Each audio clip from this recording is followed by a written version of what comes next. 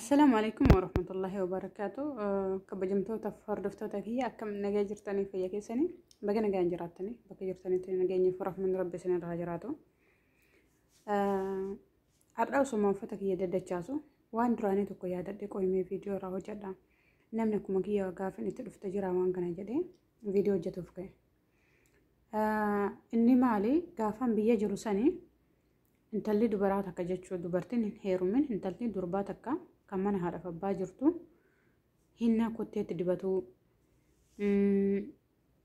وفتا عادا دي بيتني نمو اللي أددا كيساتو كافرافا عربي جدنا ستك أرتيت عربي جدني عربي سنفا وانا كغفتا كنا وانا كنا انت اللي دربا من هذا فباجرتو كان هيرو من هن أفتو dubartii heerumteetu uffata waan kana ana akkasittiin beeka gaafa ijoollee san ani gaafa ijoollee sanii waan kanneen dubartii heerumteetu uffata malee dubartiin heerumin hin uffattu dubartiin heerumin hin qayyattu dhibamtee dhibamuu baattee hin qayyattu dubartiin heerumin kaafuraan uffattu kaafuraa dubartii heerumtee uffata arabee dubartii heerumtee hidhata arabee asitti hidhatanii arabee waan diimtuu takka jechuu arabee jedhanii asitti hidhatan arabee dubartii heerumtee hidhata guftaa dubartii heerumtee yoo soon ta'in tan amma haadhatii faatu yanaati tiya soddaa argite waan ta'eef soddaat fideefi dubartiin soddaa qabdu jechuu heerumtee intalti isiituu heerumtee soddaan fideefi uffatti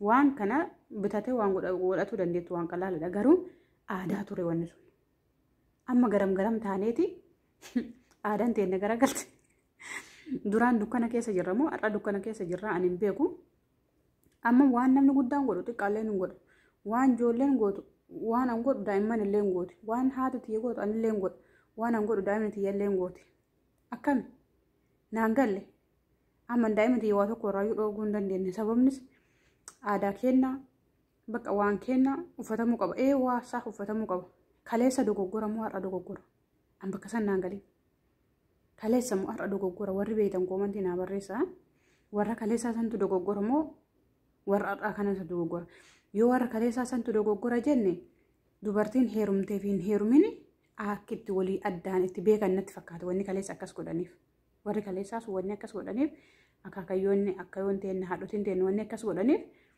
intala dhalaatan hin heerumin takka waan akkanaa kana uffattee yoo deemte heerumte moo heerumne isiin jaartii namaati moo jaartii namaatii miti saniin beekan amma ka qalabati illee duraan dubartiin hin heerumin waa harkatti hin durattu amma namuu warqillee ta'ee birritee ta'ee haarte namuu garagadatee deema dargaggeessi hoo akkamitti beekaree addaan ganaati jaartii namaati jedhee karaa irratti bareeda adda argeen gaafatu rakkoo taate rakkoodha jechuudha gabaa ofitti cufaa jirtan warri osoo hin heerumin waan dubartiin heerumte fayyadamuu qabdu jala fayyadamtan an akka kiyyatti gabaa ofitti cufaa jirtanii jedha fakkeenyaaf ilaalame osoo uffata didachaasu meeshaa aadaa kan qabu yoo gadi yaasu yaadadhee osoo sirreeffadhu jechuudha. Yaadadhee jennaan fakkeenya wanni kun kaafuraadha. Kaafuraa kana dubartii heerumtee uffata duraan jechuudha. Dubartii heerumtee uffata waan akkanaa kanallee dubartii heerumtee uffata duraan jechuudha. Amma aadaa kenna jennee kun kan mormaati, kun kan kallachaati, kun kan harkaati hundi kenna uffataa jira. Aadaa Harargeetillee duraan kanneen dubartii heerumteetu uffata amma garuuyyuu dubartii maataatu bakka oromummaa ibsaa jedhanii namoonni uffata oromummaa ibsaa bareeda garuu hoo dargaggeessi hoo akkam ta'e addaan beekare amma duraan qalabati waan jedhamte takkitti iyyuu harka irratti hin kaatu dubartiin duraan waan takka harka irra kaatu amma namuuyyuu addaan dirattee deemte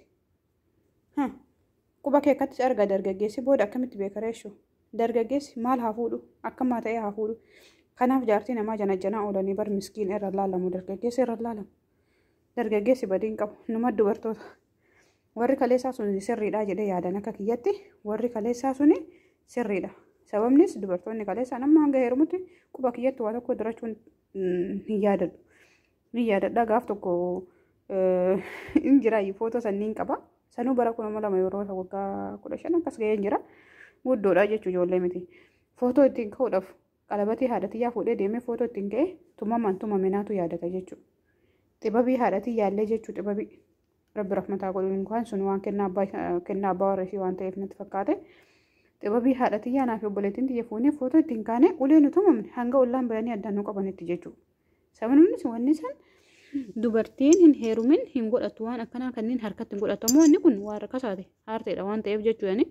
Dhaqmi waan uffata wajjii fi wanna wajji deemuuf hin bite malee haarteedha. Garuu duraan gaafaan ijoollee san homma akkanaanitu dubartiin hin godhattu. Dhalaan hin heerumin takka hin godhattu. Ta heerumtetu godhata. Anamma akka aadaa duraanitti waan kana godhachuun hin danda'a jechuudha. Garuuyyuu intalti xiyya hin dandeettu tureyyuu.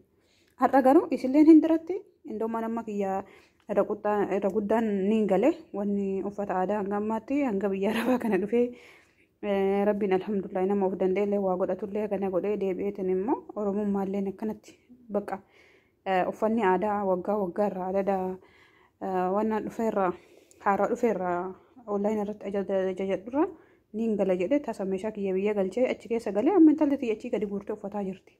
Mashallah tabarakallah alhamdulillah rabbii kiyya galanni haa ga'u ilmoon xiyya naageetti waan kiyya uffattu garuuyyuu ani kaleessan uffadhu ture.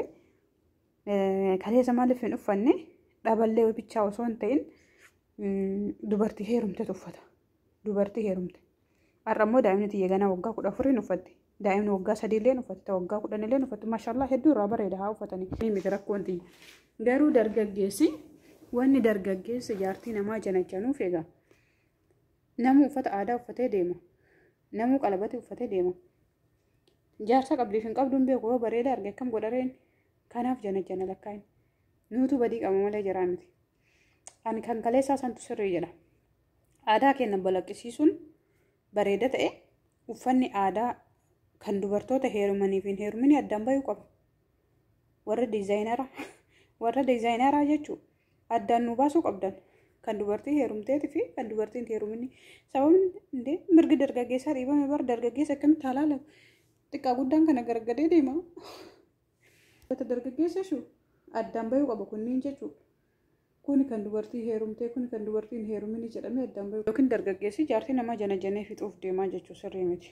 Dogoggora kennan warri dhiiraa dogoggore malee dogoggora isaaniitii miti. Warra diizaayineraa addaan nu baasa. Aadaa keenya balaqqisiisuun hedduu bareeda. Uffata aadaa keenya hedduu bareeda. Waggaa irraa adda irreechi dhufurra uffanni aadaa haaraa nu baya hedduu bareeda. Indoom hiriyyaan xiyya qabeenyaa waan naan jette uffanni aadaa isii bira jira amma jiraasuyyuu uffata aadaa isii fidatte uffanni carqiin isaanii hin bareedu. Diizaayin hin bareedu. Alaabaan isaanii ni bareeda. Malikiin alaabaa isaanii uffata aadaa qabeenyaa jechuudha dabuubi isaanii.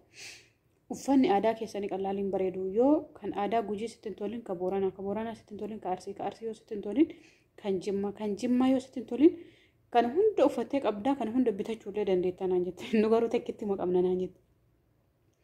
Kanaaf hedduu waan namni nutti hinaafu qabna aadaa bareeda qabna alhamdulillah rabbitu nuu kenne nu ofiin kennanne diizaayineroota kenna immoo hedduu galatoomaadha bakka barbaannetti argama garuuyyuu yeroo hodhatan. Uffata nagaa nu hodhaa carqii shashamaa walitti hodhitanii guyyaa takka lama uffanni hiikkataa nu rakkisaa jira rabbiin sodaadha. Yoo online irraa isin ajajan biyya alaatti akka ta'e waan beeytaniif homa argitan darsaan naxalaa ciccittuu walitti carqii akka naxalaa ciccittuu mana haadhota keenyaa waggaa 20-30 uffanni taa'eyyuu uffata kana caala jechuu waggaa 20-30 ka taa'e. Akka naxalaa dulloomtee akka jiru jira uffanni jechuudha. Anama dhiyootan uffata lama jajadhe uffanni tokko sirrii miti. Hedduu sirrii miti wallah. Niin abaaree gurbaasan sirrii miti. Sababnis uffata 3 qarshii 22 Itoophiyaatiin fide. Garuuyyuu carqiin inni naa erge uffanni tokko carqiin isaa sirrii miti. Dogoggora. Lammata garuuyyuu irra guddaa galatooma. Sababnis diizaayineerri Oromoo akkatti baay'ate uffanni aadaa keenya akkatti baay'ate. Yoo Jimma si dabbare Wallagga si dabbaru Arsii si dabbaru Harargee si dabbaru uffata kam fakkeenyaaf ammoo alhamdulillah rabbitu nu godhe bakka har'a kana uffadhee boru bakka sanitti inni kanaan hin deebi'u yoo jette uffata yoo maallaqa qabaatte uffata aadaa garaagaraa bitattee mana kaa'atte qaayyaraa uffatta jechuu yeroo yaabicha adda addaa qabaatte hedduu bareeda. Kanaaf galatooma isiniin jedha. Aadaa keenya rabbitu nu kenne. Garuu bakka dubartootaa sana addaan nu baasa. أنا تابك dubartiin heerumteef dubartiin heeruminillee haa indee qubni kunuyyuu barrabbiinuu quba kanaa wal dabarse wal nu dabarsa wal nu qixxeessitanii akkanatti bakka ka heerumeef hin heerumin addaan nu wallaalchisina addaan nu baasa bakka indee qubni kiyya kanaa rabbiinuu shanan kanaayyuu wal dabarse dubartii heerumteef hin heerumin addaan nu baasa uffata aadaa addaan nu baasa nuun taane hadaraa seera nuti warri heerumni osoo salaamaa salfii baane warri durbaa kun nurraa haabee uffatan aadaa isaanii addaan xiqqoo waan addaan layyatti jedhanii godha nuti ka isaaniin tuudhu isaan kenna hin tuqin bakka ka isaanii addaan nu godha osoo jedhe salaamaa salfii osoo hin baafne uffata aadaa addaan nu baasaa anaaf uffanni aadaa intala tiyyaati fi kiyya addaan ba'uu qaba hante kiyyaaf kaadhati yaallee addaan ba'uu qaba kan nama guddaallee kan makakkalanyaallee kan ijoolleellee jechuudha indee keessattuu immoo kan warra siingilii kun kan warran heerumni kun gabaatti cufaa jira isaanuu badani bar indee nullee horofaa nutti fidaa jiran horofaa osoo nu jaarsan barbaanne wal qixxoofne deemaa jirra osoo uffanni kun addaan ta'e baqaatu ni heerumte jedhama qalabati yoo jenne qalabati illee dirata nuhuyyuu warri qalabati warri heerumeyyuu qalabati malee deemnu nuhuyyuu warri ilmoo qabee haadha ibala ofiin hin jennu qaxxalatti jennee maqaa keenya dandeenye deemnu osoo jaarsan qabne haadha Muhammad haadha Abdallaa haadha Khalid haadha Ahmad haadha Zumraa haadha Faatumaa haadha Zahraa ummu Maariam ummu Midreesh ummu Khadija ummu Midreesh ummu Midreesh indee maqaa lafa jiru kana hunda fixxani bar ilmuun dhalan ulfaa'uuf durri ulfa jedhu Oromoo ulfaa'ifu dhaluuf durri ulfaa osoon ulfaa'in akkamitti dhaltare osoon heerumin osoo jaarsa yaadin daa'ima yaadde jaarsi daa'imni isaa dhufa osoo jaarsi finne dura jaarsa fide habibati ichi booda yaadda rabbi si haa kennu garuu niyyaa kee qalbii keessa hin cabsu rabbi si haa kennu garuu waa hundaafiyyuu addaan bayuu qabnaa nuti sababa keessaniin bilbilli keessa kenna biizii ta'aa jira bilbilli kenna fi keessan addaan bayuu qaba uffanni kennaaf keessan warra diizaayinara addaan nu baasa uffata warra siingilii fi warra jaarsa qabuu fi warra jaarsa hin qabne addaan nu baasa jechuudha kalaas indee isaanillee gabayaan isaanitti cufataa jira nullee sammuun kenna dargaggeetti nu si'anii nu rakkisaa jiran nu dargaggeetti akkasitti jedhee yaa akkitti bashannamtan abdii qaba